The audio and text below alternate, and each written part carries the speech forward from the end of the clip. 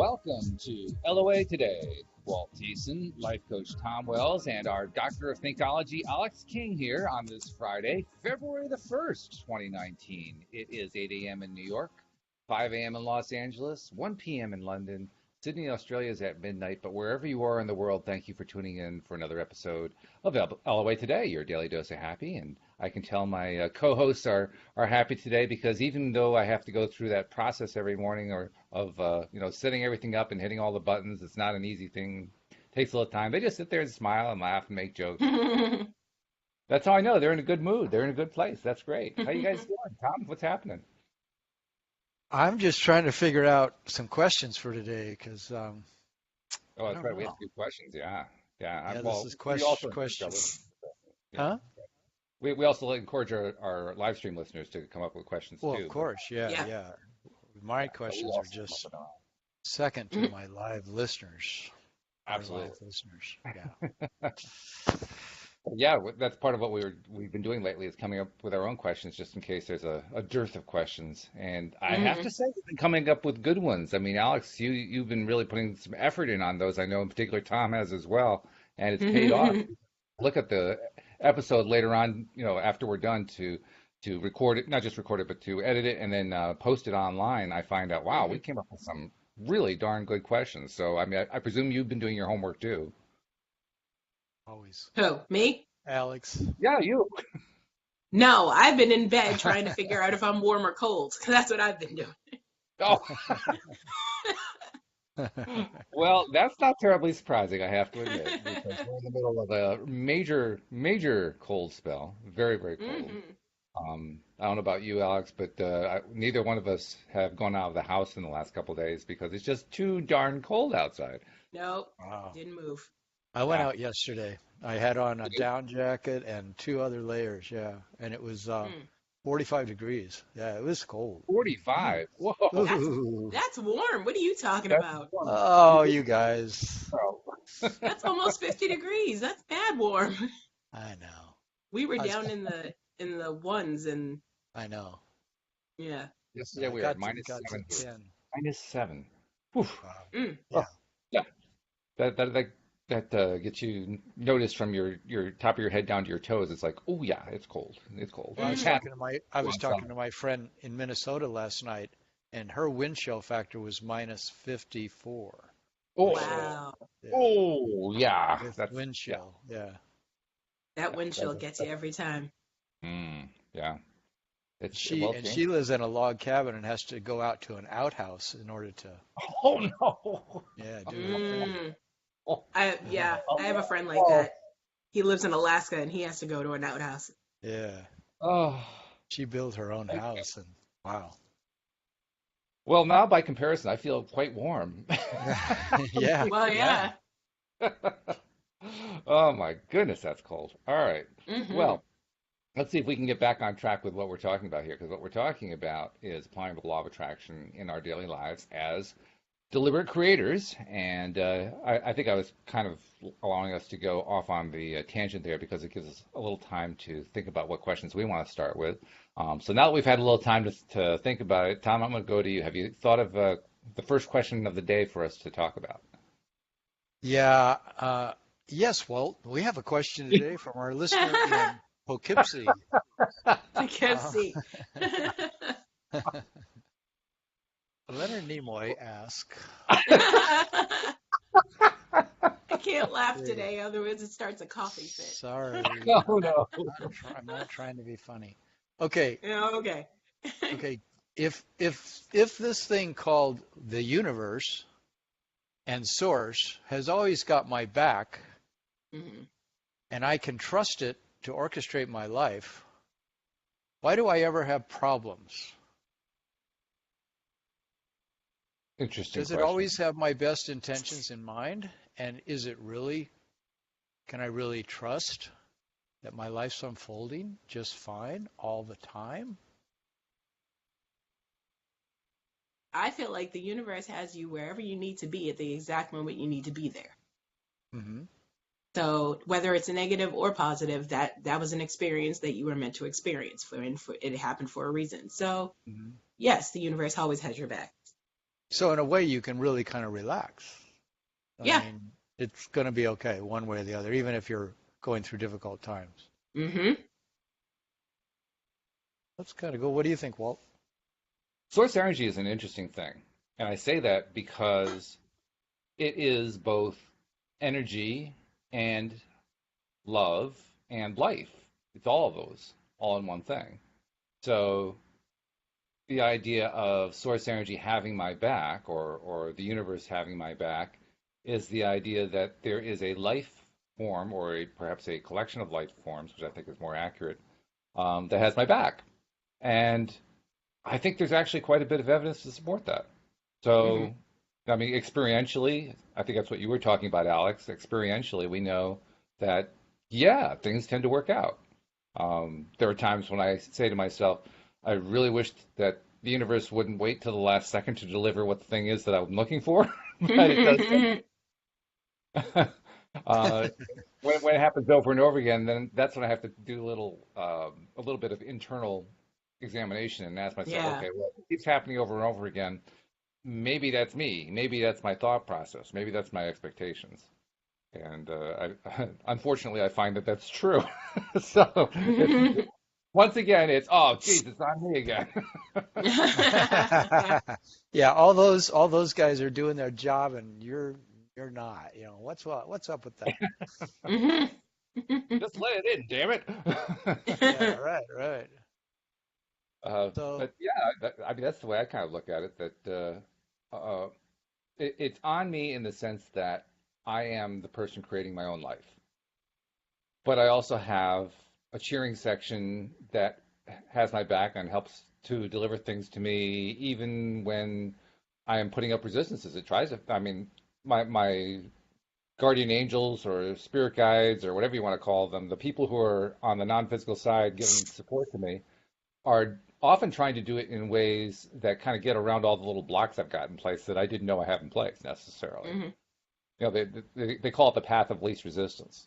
And Mm-hmm. sometimes that path of least resistance kind of plays out as the universe knowing, the way you said, Alex, was what? They know what's best for you, or a source. I forget how you said it. But I said that's that you're in the right place at the right time, you know, okay. wherever All you need right. to Yeah. be. Yeah. Yeah. Yeah. Well, that's essentially the same concept. The concept that no matter all the different ways that you have set yourself up to not get what you want, the universe still tries to find the easiest way to get it to you, and they can show up in Mm-hmm. unexpected ways. So, Mm-hmm. yeah, I think that's what happens. What do you you think, think? Tom? Well, I think that there's some kind of a almost like I don't know if the word magic comes into my mind, but there's some kind of a magical process going on where this whole creation is somehow got there's somehow almost like a there's like a joke, um, the tragic joke uh, Okay. built into the whole thing that really it's not as serious as we think. And Mm-hmm. if we really could see it from that perspective, like if we immediately died in the next second, like would we immediately know that there was everything was really okay all along, and that all of our tragedy was misplaced illusion? And I kind of wonder that.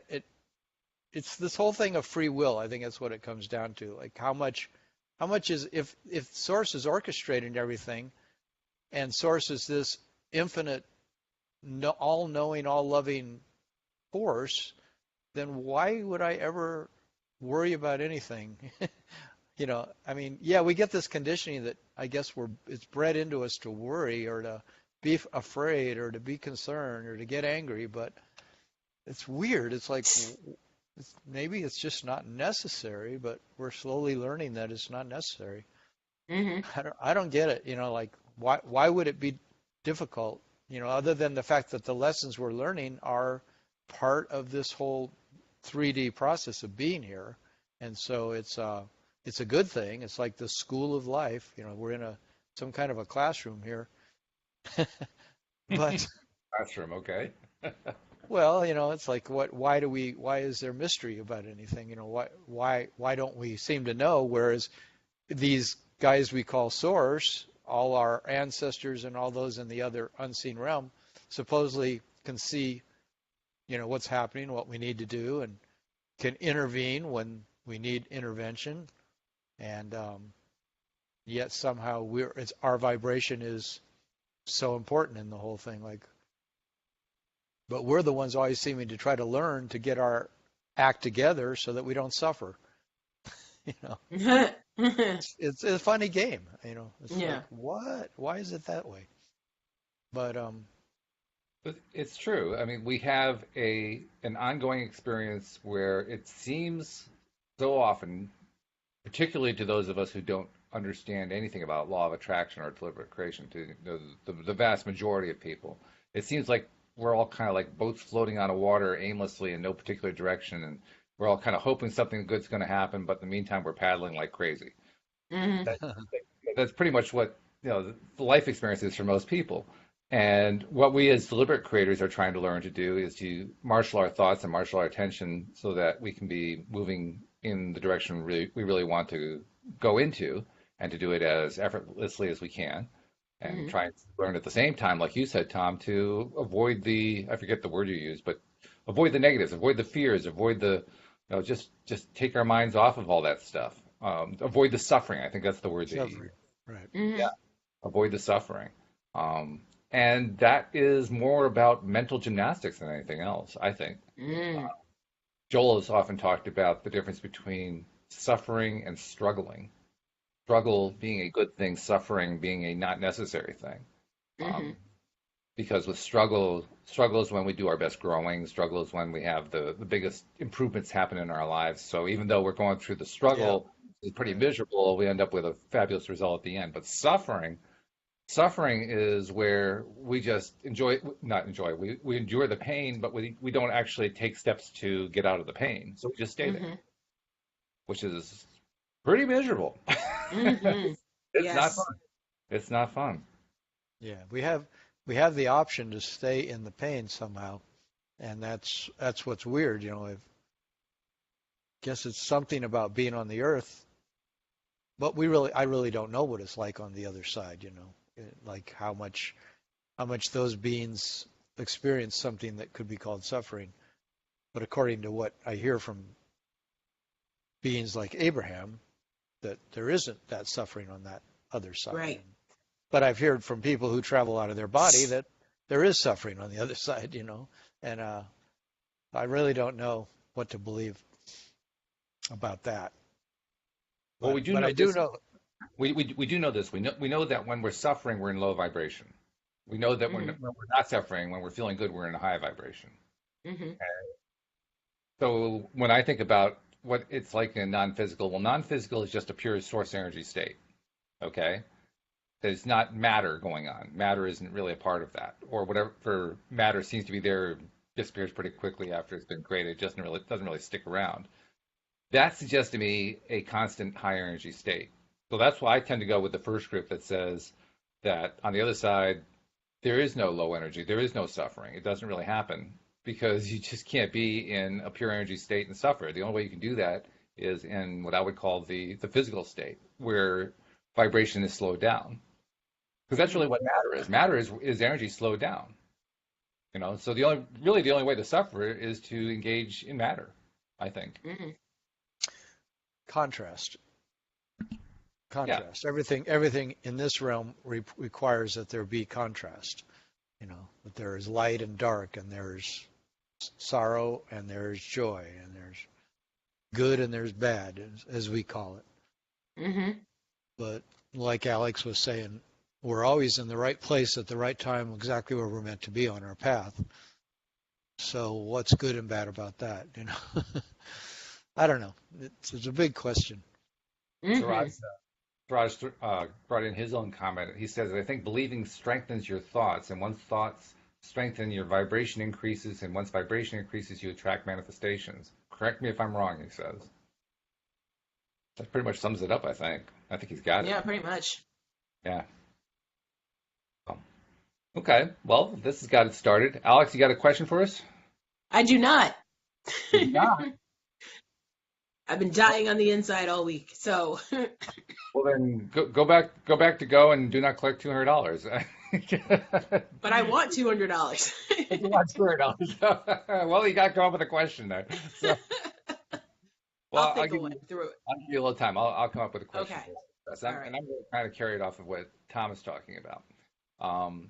Is it possible to live on Earth in the contrast without suffering?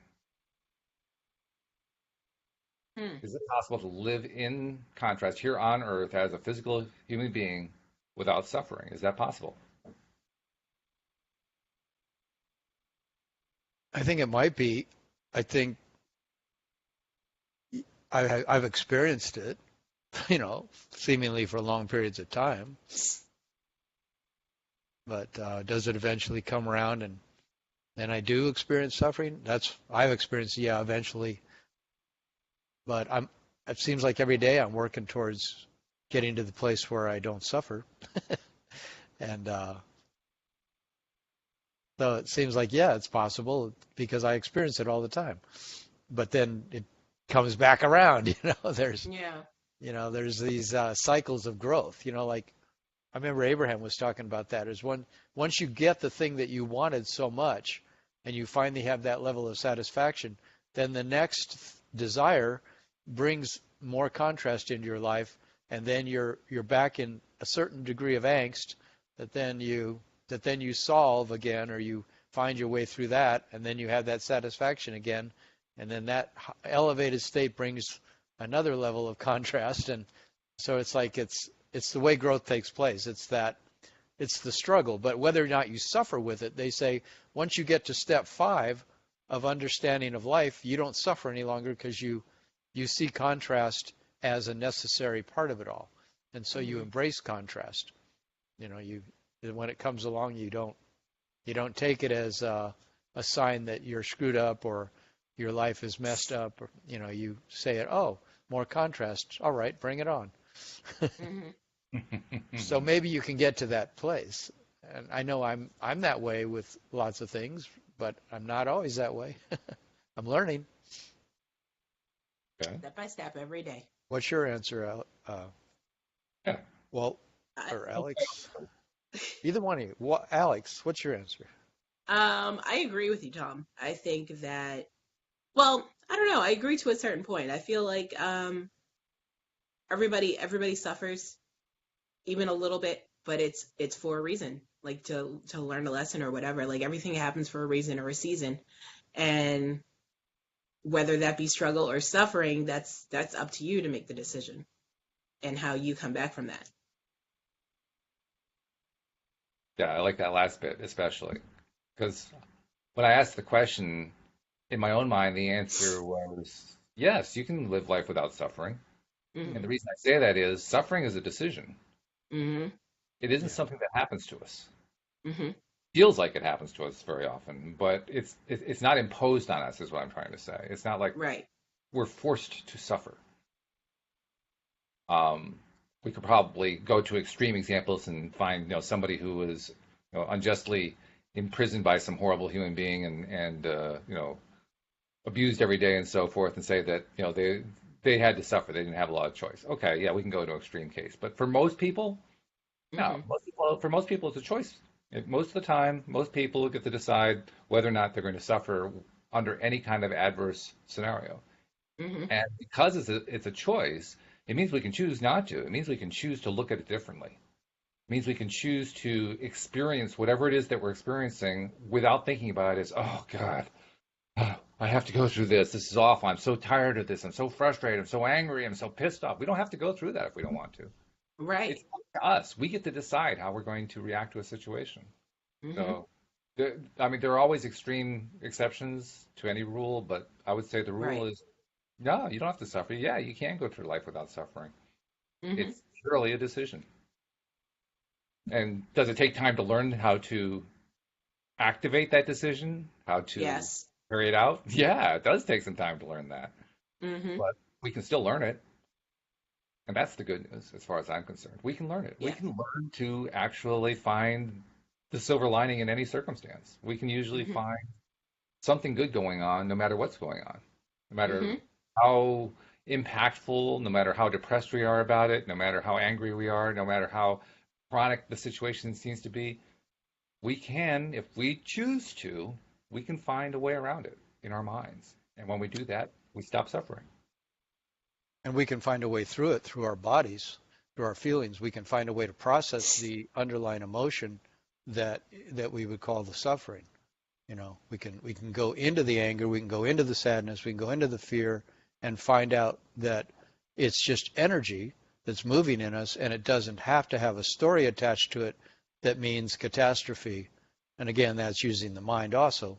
But I find that it's also this thing of allowing the feeling to be felt and be, realize the body has a message in that feeling. It's our emotional guidance system, and if we're feeling really angry or really devastated, that there's something that we can own and feel, and we can process it and reintegrate that, and then free that energy that was trapped in that anger or that sadness and that grief or whatever it is, and free it for then our own creative evolution. It no longer has to be this thing that we're trapped by, confined by this emotion that seems to overwhelm us. It seems to be much bigger than our ability to think our way through it, think our way around it. Mm-hmm. Because I find I can't use my mind to do everything. It's like it's a limited. Maybe it's not really limited, but I think I don't know. I've got to listen to the feelings. Put it that way. Mm-hmm. They seem really important to feel what I'm feeling in my body. I think they work together, actually. Yeah, I, they have to. We're one organism. exactly, yeah. If you try to use the mind without using the feelings, you're going at, 1/4 speed. Yeah, You're not getting Mm-hmm. the advantage out of what you're capable of doing. yeah. Yeah. Um, One of the stories that Joel Elson has told that I really like about suffering is a story of two men who got onto a plane flying to a destination together. They didn't know each other. They just ended up, seat side by side in the seats and ended up having a conversation. One of them was Polish. The other one was, I guess, American. And they get to talking, and the American is asking the Polish guy about his background and so forth, or he's from Poland and so forth. And the American, who is a person who has been particularly schooled in world history and European history and knows about how Germany attacked Poland in world leading into World War II, and the previous trials and tribulations that the Poles have had. They've been attacked and taken over numerous times by Russia and others and so forth. Was commiserating about how much the Polish people have suffered over the years and how he really admires them for their ability to come through despite all the suffering they've been put through. And the Mm-hmm. Polish guy takes offense at it. He Really? says, "No, that is not the case. We Poles have never suffered. We've had to endure, but we have never suffered." Mm-hmm. Oh, An interesting approach, I like it. interesting response. Like, no, Mm-hmm. we're not going to suffer. Heck Mm-hmm. no. Yeah, we've had to endure a lot, but it's a decision to suffer. It's a Right. decision not to suffer, and we decided, no, we're not going to suffer. Mm-hmm. And That's apparently, cool. that is a true story. That's not a made-up story. That actually did happen. Sounds Mm-hmm. like it did. Just so you Yeah. know. Yeah. No. So I think Yeah, about I that a lot. guess that's the attitude. Yeah. Yeah. Yeah. How are you going to look at it? How are you going to, whatever your circumstances? I mean, and I know people who are in some pretty rough circumstances right now. And even then, I know that in every single case, if they really, really want to, they can find a way to not suffer in it. They can find a way even to thrive. Quite possible to do. It takes effort, depending on the level of discomfort or pain you're feeling. It can take quite a bit of effort. I mean, someone who's experiencing chronic physical pain, Mm-hmm. that takes a lot of effort to shift your Yeah. mind, Yeah. Yeah. but it still can be done. Yeah, I've Mm-hmm. done it. Yeah. It's not always easy. No, it's not. I've done it too, and Yeah. boy, there are times when it feels like you're never going to break through. But Yeah. stick to it. If you just keep trying, it's like pounding your head against the wall, so to speak. But if you just keep going after it and going after it, all of a sudden you get a breakthrough and you say, "Whoa, what was that?" What happened? The pain went away for a split second. How did that Mm-hmm. happen? Yeah, sometimes it takes for me a lot of relaxing into the pain Mm, and just sort of being mindful of it, where Mm-hmm. I go into it and I feel, okay, this is happening. What's it like? What's the qualities of it? Does it, how's this energy moving? Of course, sometimes it's overwhelming, and then you want to get some kind of pain relief, Tylenol or something, some kind of a painkiller, because it's just too ridiculously difficult to deal with it. Right. hmm But by and large, I found that if I stay with the feeling, it will often transform by my giving it attention. That's the interesting thing about pain and suffering is sometimes the reason they're calling so loud to us is because we won't, because I won't listen to them or I won't be with it. Mm-hmm. I flee from it so quickly, and because I have made such a strong judgment that it shouldn't be there or that it's too hard to endure. But if I slow down and I close my eyes and I just feel into it, maybe I put my hand on that place on my body that's hurting, and I just send it good. I send energy there. No sense. I just notice it a whole lot. It'll often shift, and Mm-hmm. it'll sometimes completely clear up. I've had Mm-hmm. that happen a lot, especially like at 4 in the morning when I wake up with the pain and I spend time with it. It's amazing how many times it just totally goes away.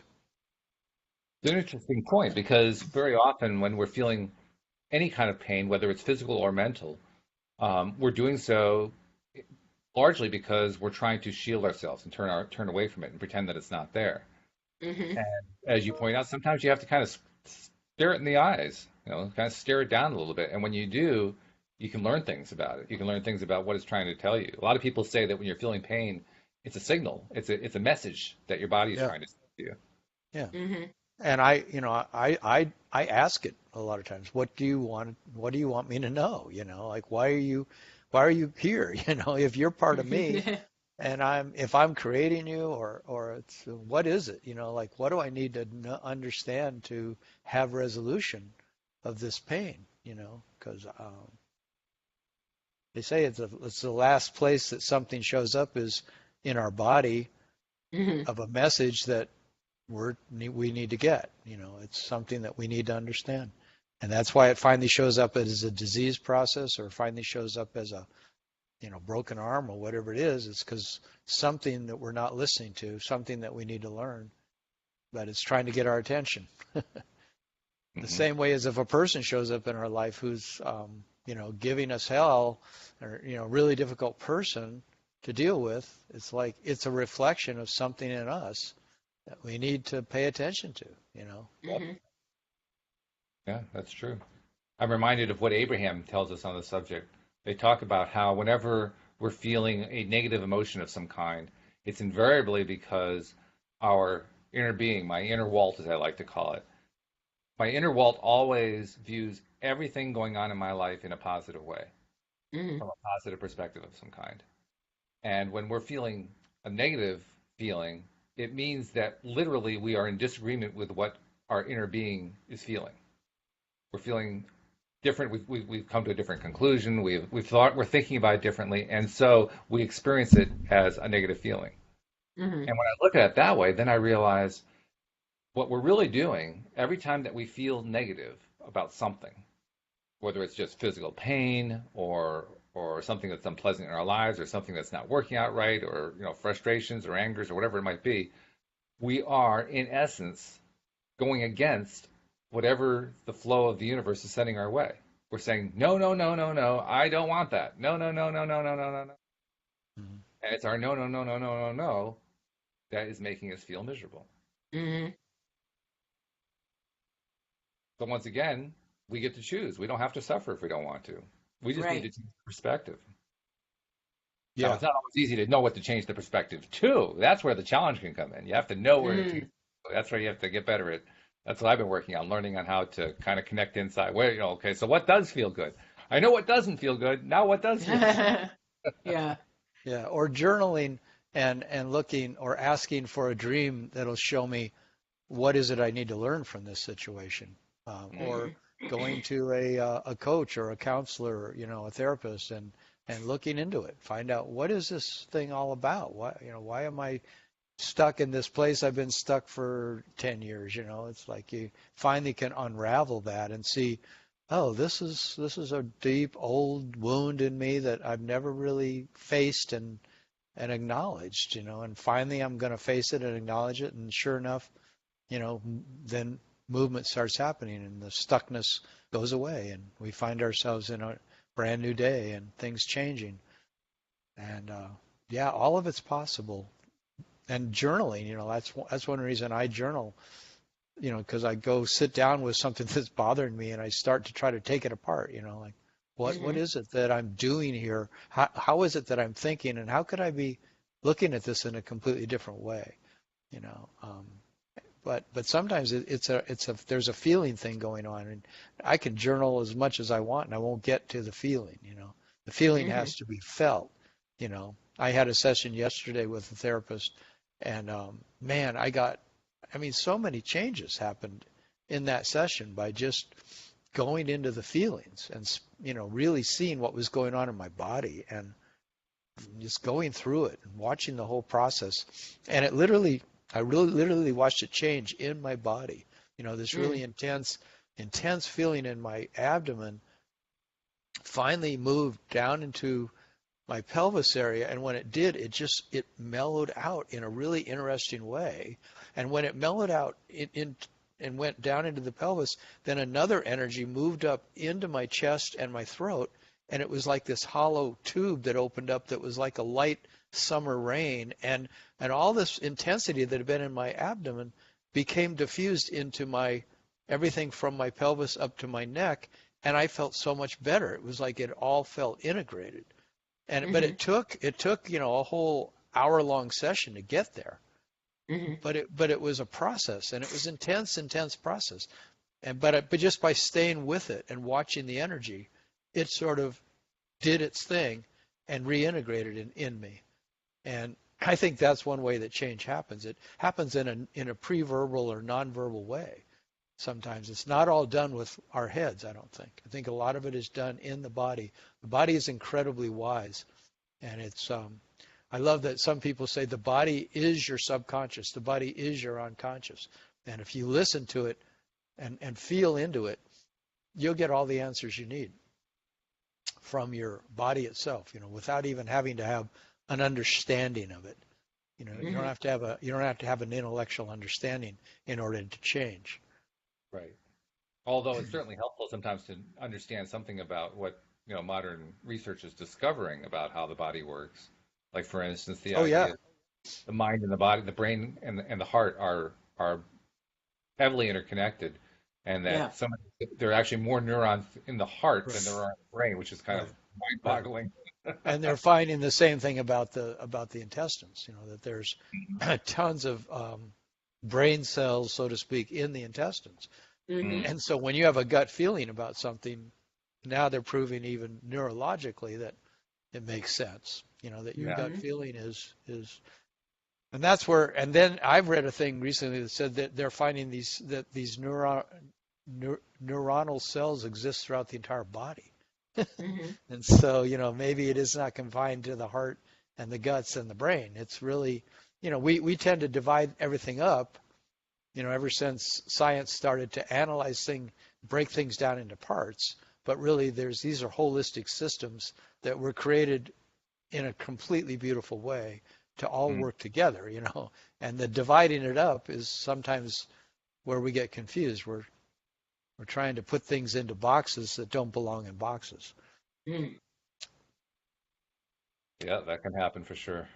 Okay, Alyx, you've had time. You got yourself a question yet that we can talk about? Okay. Hit it. Okay, so speaking of, energy in the body, where do you feel that Reiki and law of attraction coincide? Wow. This is where I'd love to have a Reiki master talking, because I feel like I'm reaching outside of my field, so to speak, because I don't know a lot about Reiki. I know Reiki is about energy, but I really don't know a lot about it. I guess that's got to be my answer. The overlap is that it's energy, and law of attraction is about vibrational energy, the energy of Mm-hmm. vibration and source energy, um, being influenced and controlled by the thought process of people focusing their minds and focusing their attention on stuff. Mm-hmm. Well, Reiki then, because Reiki is all about energy and energy flow, Reiki also has to be about, to some degree, focusing energy, focusing a thought on the energetic body and trying to help unblock. I'm talking based on some basic concepts Mike McEwen has told me because he's a Reiki master. Mm-hmm. Um, just trying to unblock blocked flows within the air, within the body. So Mm-hmm. in essence, there's a definite overlap. It's an energy overlap. But beyond that, I couldn't tell you. I have just reached the end of my understanding of Reiki. So Mm. What do you how think, about you, Tom? Tom? Do you know anything about Reiki? Well, I know enough to realize that it's simply the acknowledgement that energy is like you say, it's a vibrational force, and if you put your intention Mm-hmm. into that place of number one, saying that I have a free will that I'm directing in this direction for this good intention, for this healing, and you also allow, you trust that the universe is, that energy is meant to flow in a clean, healing way, in a way that is things are already healed, Mm-hmm.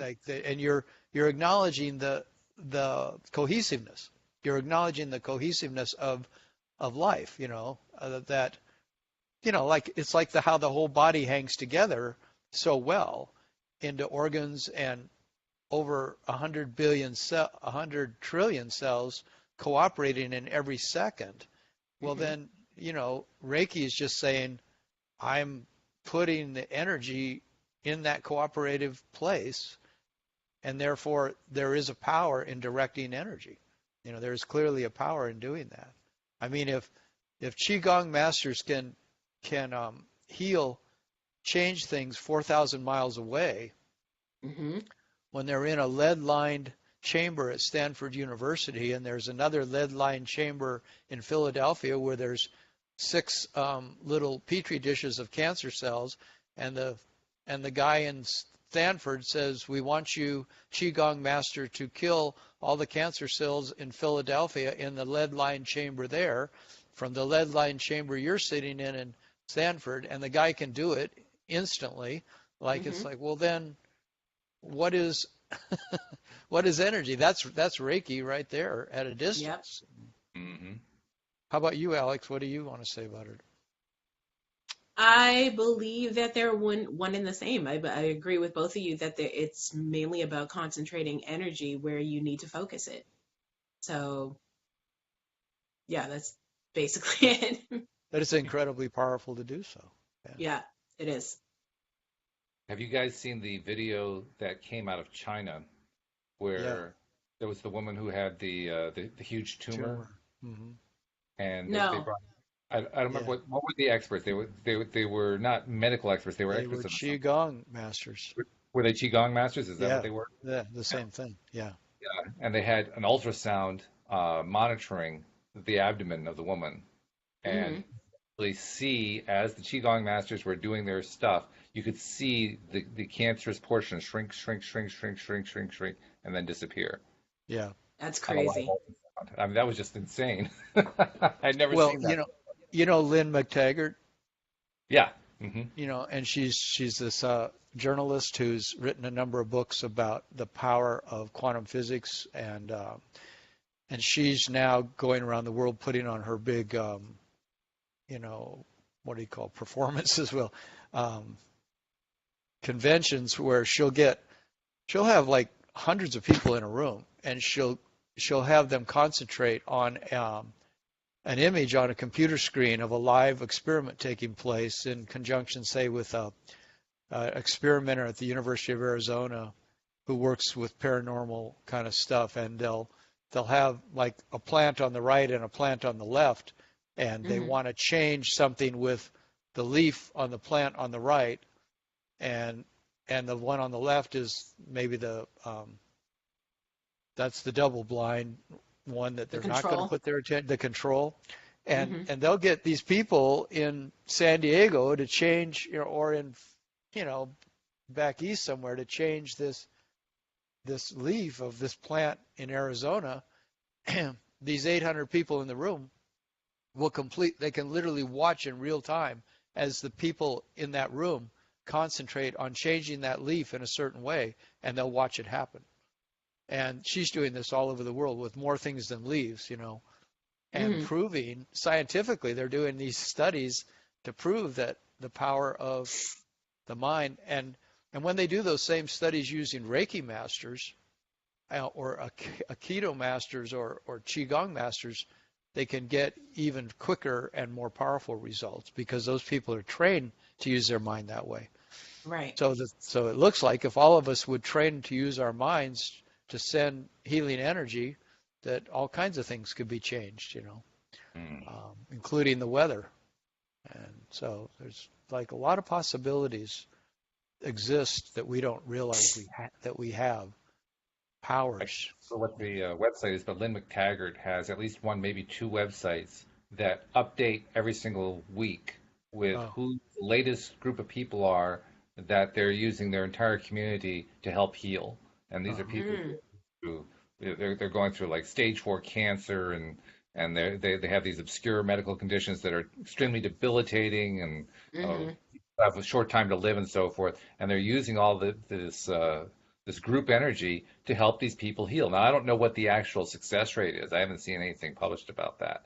But for those who are Yeah. interested, you can actually go to these sites and sign up and say, yeah, I'm going to be a part of the next healing, which usually happens, I think it happens 2 or 3 times a week. They have them every single week. Wow. Mm-hmm. Yeah, she talks about it in her book, The Power of Eight. Right, It's right. all about, how small groups of 8 to 12 people can get together and do this kind of work and really cause true healing to take place. Yeah. Yeah, it's definitely the future.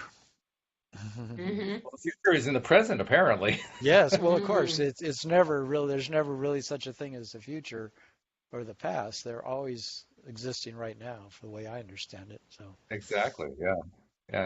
It's kind of a confusing concept, but the way I like to remember it is usually we talk about it in the context of the subconscious mind, but it doesn't even have to be there. Whenever we think about the future, we're doing so now. So we're really in the Right. now. And when we think Mm-hmm. about yeah, the past, we're doing so now. So we're really in yeah. the now. Even though we're thinking about it, maybe we're even being influenced by what we remember about the past. Mhm. But Mm-hmm. nevertheless, we're actually doing it right now. Mm-hmm. Yeah, and her experiments have shown that if you get a group of people and they think about changing something in the past, they can actually go back and find the results changed in the records of that thing. That's where my mind just goes, what the hell just happened? I know. That one is like, what? Say But what? Say that again? yeah. So that's why you can change the history of what you think happened to you when you were a little kid, and that kind of stuff. You don't have to, continually tell the story. Well, this is what happened, and therefore it's locked in time, it's locked in space, and I am therefore the victim of that. And I've got to Mm-hmm. like deal with the struggle in my life because that's the way it happened. And you keep telling that story over and over again. You just keep reinforcing in the present that that's real. But there's a whole other way you could do it. You could tell a story that's completely different about your past and alter the way you are now in the present. And that's a whole fascinating area too to play with. Yeah, yeah. That I hadn't reminds me of what we were talking about on Wednesday about the difference between imagining and lying. say more. What's the connection that you're seeing? Um, he's saying, talking about telling yourself that certain things didn't happen in the past, or Recreating it. what's recreating a different story for your history or whatever. So Hmm. that reminds me of lying versus imagining. So do you still, after our conversation Wednesday and in light of what we're talking about today, do you see a difference between imagining and lying? Um, I mean, I guess, to a point, because like sometimes, lying is in the negative. Like it's a bad thing. Like you're lying to deceive someone, or but if you're doing it to, I don't know. That's a difficult question. Well, I didn't mean to Yeah. stump you. You definitely stumped me. Yeah. What do you think, Tom? Is there a difference between imagining and lying? Imagining and lying. I don't ever think of it as lying. I don't know. I don't believe in lying, I guess in that sense. I mean, if you're imagining, you have the freedom to do that as much as you want. I mean, Hmm. where would the lying come in? This sounds like a moral judgment or something, Mm. Exactly. Yeah, that's where I like, was going to go with it. Lying always involves a moral judgment, and it involves an intent to deceive. well, it And it, also involves the belief that the thing that happened was locked in stone, doesn't it? I mean, Mm. it's like if you're, I don't know. I mean, you'd have to give an example to me, and for me to understand that question better. Do you have an example, Walt? um, can I give you an example? Let me first give you an outline of what we talked about on Wednesday without going into a lot of detail. But the gist of it is, whenever we are doing deliberate creation, imagining, in a sense, if that thing is not currently real, in that sense, it's similar to telling a lie. The lie is a misrepresentation of what's going on in reality. So the question then becomes, what is there's an apparent similarity between lying and imagining. What's the difference between the two of them? Is there a difference between the two of them? And I Mm. think you touched it. I think the difference is it's a moral difference, or perhaps an intention difference. What are you intending to do? If you're intending to simply create for yourself, I don't see that as lying. I see that as imagining.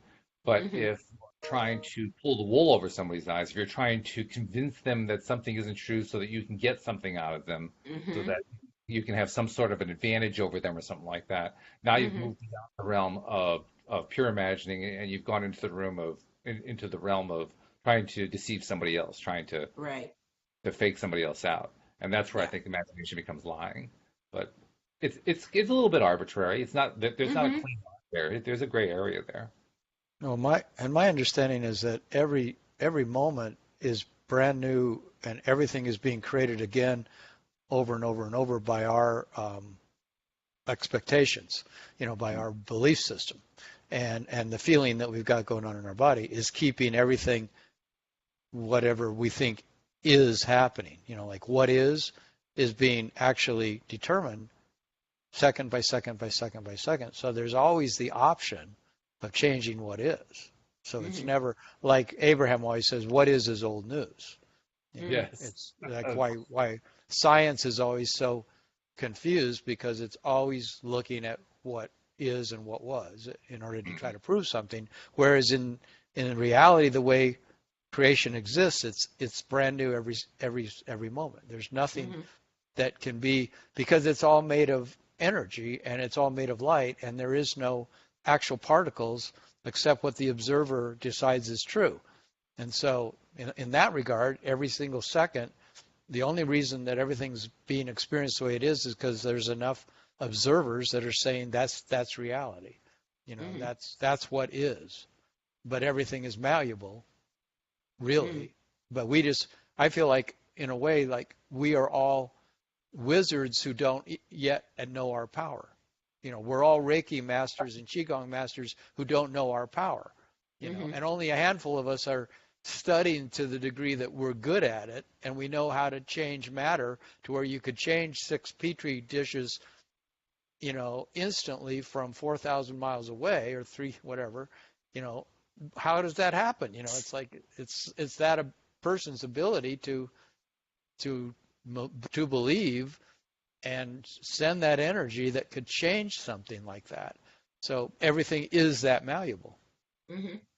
And if we all believe that, then it'd be a different world, you Hmm. know. I Would mean, it? I don't know. I mean, Donald Trump believes that things can be changed instantly just by saying it, and Hmm.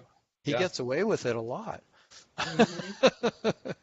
He keeps saying something's real, and everybody goes, "Wait, no, it's not." And he goes, "Yes, it is." And it doesn't matter if it isn't at all. He just says so, and everybody's got to scramble and try to prove him So, wrong. yeah. And he keeps saying, "No, no, no, that didn't happen." Interesting too how so often Donald Trump being the person who I'm thinking of that kind of leads me to this conclusion. So often we end up trying to imagine into existence something that we're afraid of, or it's based on something that we're afraid of. Mm. Much of what Yeah. Trump, the president talks so much about his wall that he wants to put up between the U.S. and Mexico, and it's purely based on fear, Yeah. 100% based on fear, and he wants everyone else to share that fear so that they can share this vision of creating this wall as a way of blocking that fear. And when I look at it that way and state it that baldly, it becomes pretty evident that putting up the wall isn't going to do a darn thing for getting rid of the fear. The fear is going to continue Yep. because you're building up this fear, And So Yeah. the wall you're also building up. I think he's also building his sense of that he's the great leader, and he wants to have this ego gratification that he made a decision, and everyone will look back at him and go, "You were so right. Oh my God, you were the Oh, yes. wise president," and it'll go down in history. And so you're also supporting that, like the need for his ego to be inflated. It's like so. Hey, have our listeners have anything that they? Our listeners have been really quiet. I think they're listening, but they've been sharing a few thoughts. Suraj shared a few thoughts about suffering. He says suffering is a part of life. Uh, you'll get a scratch a bit from suffering, but at the end you'll be polished. And he also said that Tai Chi raises your vibrations. But no, for the most part, they're pretty quiet today, which is a little unusual. Maybe they're tired. I don't know. Whatever it is. Maybe I gave them my cold. You gave me your cold? No, no, no. Yeah. The way that happens is if they accept it. That's what it is. Facts. So let's see. We've got about 12 minutes left. No, yeah, 8 minutes left. So we got time for one or two questions in here. Tom, you got a second question for us? Yeah, I had a few questions. Let's see.